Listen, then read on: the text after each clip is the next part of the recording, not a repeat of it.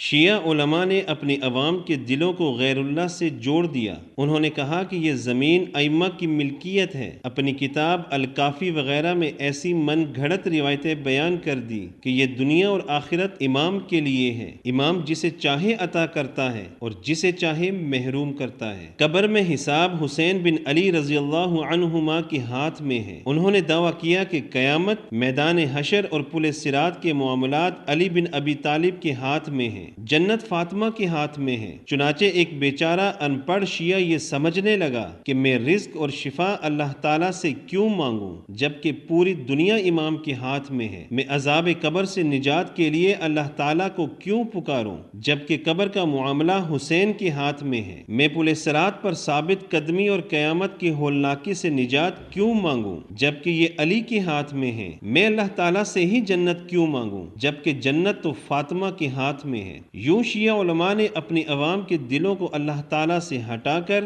اہل بیت سے جکڑ دیا۔ ملاحظہ کیجئے اس شیعہ عالم کی گفتگو، یہ قرآن مجید سے غلط استدلال کرتا ہے اور کہتا ہے کہ زمین کا مالک اور رب امام ہے۔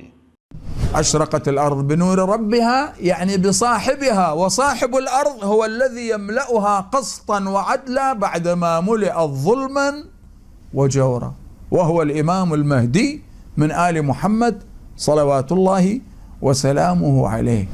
یہ آیت اللہ تعالیٰ سے متعلق تھی، لیکن اس شیعہ عالم نے اپنی عوام کو غلط مفہوم بتایا کہ آیت امام سے متعلق ہے۔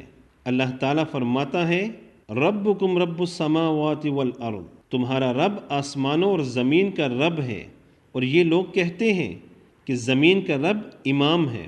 ہم اللہ تعالیٰ کی بات مانیں یا پھر ان شیعہ علماء کی؟ یہاں تک کہ ایک نامور شیعہ عالم نے ٹی وی پر کھلے عام کہا کہ قبر کا مالک امام حسین رضی اللہ عنہم ہے۔ امام حسین ہی قبر میں شیعوں کا حساب کتاب کرے گا، جبکہ قیامت کے دن کا مالک اور فیصلہ کرنے والا حضرت علی ہوگا۔ پس قبر کے معاملات حسین کے ہاتھ میں اور روز قیامت کے معاملات علی کے ہاتھ میں۔ دیکھیے حاكم البرزخ الإمام الحسين سلام الله عليه، من يموت الإنسان يشوف الحكومة هناك عنده بيده. وحاكم يوم القيامة قسيم الجنة والنار أبو علي سلام الله. بعد وين نروح يا عم؟ بين كربلاء والنجف، بين كربلاء والنجف. پس جسے عذاب قبر سے نجات چاہیے شیعوں کے نزدیک وہ حسین کا دامن تھام لے، جسے روز قیامت کی ہولناکیوں سے نجات چاہیے وہ علی کی چوکھٹ پکڑ لے۔ اس سے بھی سنگین دعویٰ ایک اور شیعہ عالم نے کیا۔ اس نے کہا کہ پل صراط پر جو بال سے بھی باریک اور تلوار کی دھار سے بھی تیز ہوگی وہ علی بن ابی طالب کے ہاتھ میں ہوگی۔ چنانچہ علی بن ابی طالب پل صراط پر بیٹھیں گے اور گزرنے والے سے کہیں گے اگر شیعہ ہے تو گزر جا، اگر وہ شیعہ نہیں ہے تو جہنم میں گر جائے گا۔ چنانچہ پل صراط علی بن ابی طالب کے ہاتھ میں ہوتی ہے۔ اللہ کی پناہ دیکھیے۔ يقعده الله يوم القيامة على الصراط فيدخل أولياءه الجنة وأعداءه النار، فيدخل أولياءه الجنة وأعداءه النار. كل واحد من الخلق يوم القيامة سيتوجه إلى الصراط يشوف قباله السيطرة العلوية الحيدرية قاعد موجود هناك يطب منو أنت؟ شيعي موالي اتفضل تعبر روح للجنة. مو شيعي من هذه الفرق الضالة كافر منافق طايح حاض تفضل يضربوك هالشكل، الزبانية الملائكة تسقط إلى جهنم وبئس المصير.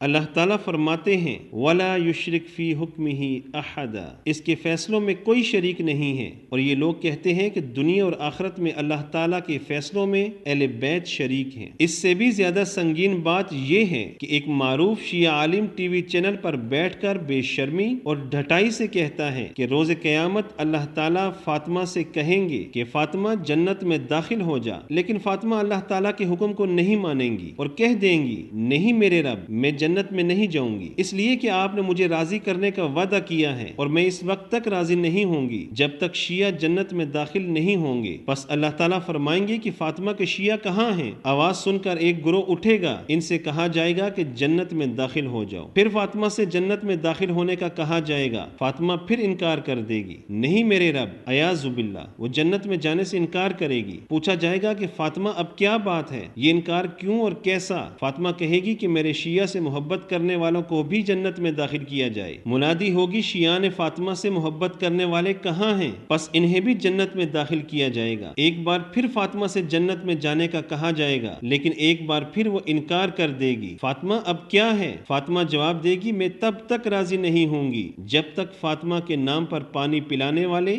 اور کھانا کھلانے والے جنت میں داخل نہ ہو جائیں، اللہ کے لیے نہیں بلکہ فاطمہ کے نام پر۔ پس آواز دی جائے گی، کہاں ہیں وہ لوگ جو دنیا میں فاطمہ کے نام کی سبیل لگاتے اور لنگر کا بندوبست کرتے تھے؟ انہیں بھی جنت میں داخل کیا جائے گا۔ تب فاطمہ کہے گی، اے میرے رب، اب میں جنت میں داخل ہونے کے لیے راضی ہوں۔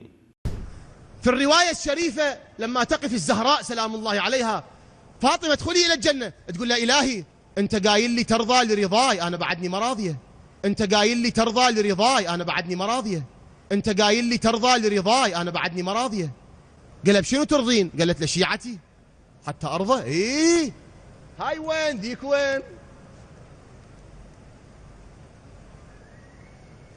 قال فاطمة شيعتيك؟ إي نعم.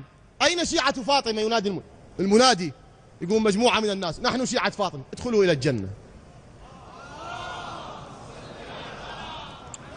فاطمة خلص طب للجنة. قالت له لا يا إلهي بعدني ما راضية، قالت له لا يا إلهي بعدني ما راضية، أنت ترضى لرضاي، أنت قايل لي ترضى لرضاي، أنت قايل لي ترضى لرضاي، أنا بعدني ما راضية. خوش ترجين. قالت له إلهي محبي شيعتي يدخلون. أنت أكرم الأكرمين، أنت أرحم الراحمين، أنت الرحمة المطلقة اللامحدودة، أنت الله الكريم. خلاص أين محبي فاطمة؟ دخلوا الجنة يدخلون. فاطمة ادخلي إلى الجنة، تقول لا يا رب بعدني ما راضية. هشم من ترضين؟ تقول له إلهي من سقى الماء على محبتي، من أطعم الطعام على حبي خلي يدخل الجنة.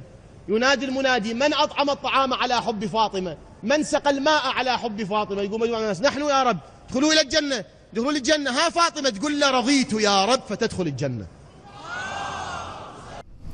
اے مسلمانوں، خدا کے لیے بتائیں کہ کوئی عقل مند انسان فاطمہ کی طرف منسوب ان باتوں پر یقین کرے گا؟ کیا دنیا امام کے ہاتھ میں ہے؟ کیا قبر امام کے ہاتھ میں ہے؟ کیا قیامت امام کے ہاتھ میں ہے؟ کیا پل صراط اور جہنم امام کے ہاتھ میں ہے؟ کیا جنت فاطمہ کے ہاتھ میں ہے؟ چنانچہ عام شیعہ سوچتے ہیں کہ جب تک یہ سب چیزیں آل بیت کے ہاتھ میں ہیں تو پھر ہم اللہ تعالیٰ سے کیوں مانگیں؟ پس شیعہ علماء نے اپنی عوام کے دلوں کو اللہ سے توڑ کر غیر اللہ سے جوڑ دیا۔